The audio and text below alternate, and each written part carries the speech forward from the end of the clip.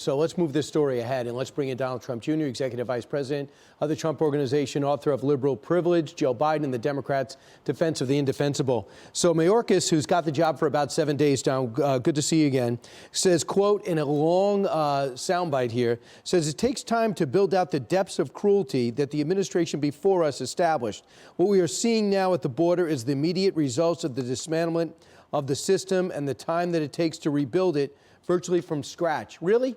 I think since they took over, the whole border is blowing up.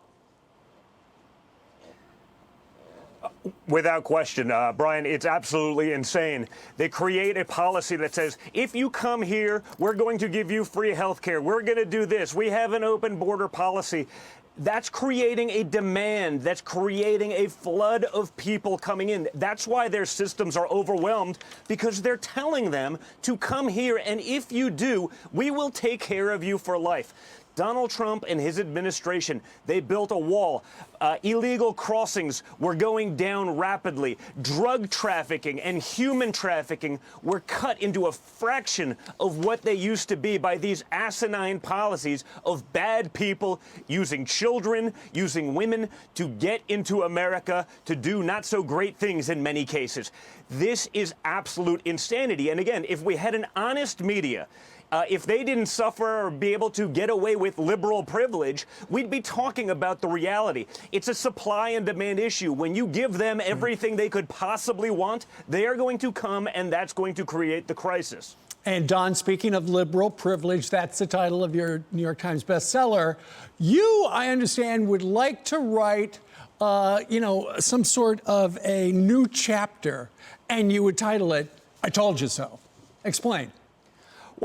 100%. I mean, in the first 30 days alone, and if you include 35 days, because I said they'd be bombing the Middle East within a few minutes to be able to satisfy the military-industrial complex and the D.C. bureaucrats that want to sit on the board of Raytheon. That's why Raytheon's getting $2 billion in the quote-unquote stimulus package. I'm not sure what that does for COVID relief, but we will be sending more bombs into the Middle East, undoubtedly.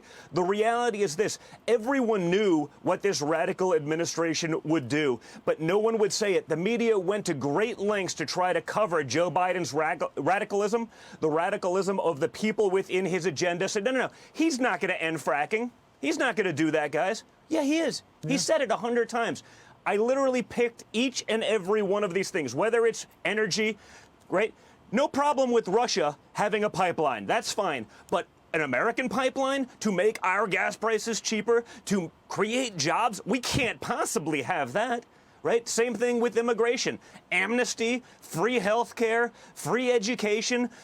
Sure, that's not going to create a sway towards the border. That's not going to draw people from all over the world to try to get into the country illegally. So you, the American taxpayer, can have the privilege of paying not just for yourself and your children, but for them. You can flood those systems. You can get much less benefit from all of it. So the reality is this, guys, I called all of these things last summer in liberal privilege.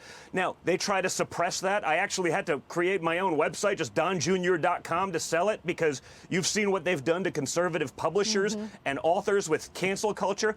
So, for those who want to get it, go to donjr.com. You'll see that this information was right there, but no one in media, no reporters or journalists were ever willing to actually look at the facts and report them, because they knew that that would hurt Joe Biden and their ultimate goal of putting Democrats in charge.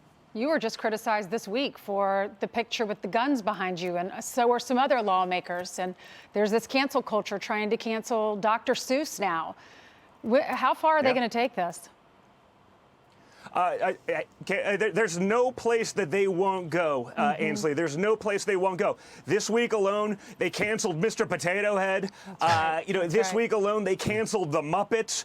They're canceling Dr. Seuss from reading programs. I mean, these are books. I literally know The Cat in the Hat by heart without the book there, because I read it so many times to my children. These things are not racist. You have Oreo Cookie chiming in on trans rights. I mean, what is going on? I have no idea. It's absolutely insane. We'll just keep We've bringing it up. lost our minds, and we're encouraging it by allowing it. You saw, the woke mob goes after CPAC because the stage apparently had Nazi symbolism because these guys are so obsessed with trying to create any link to that. Which it and did. it looked like Hyatt was doing a good job, but in 24 hours, they too caved to the woke mob. Don, thanks so much. Appreciate it. There's so much to go over. We'll talk to you again. Thank you.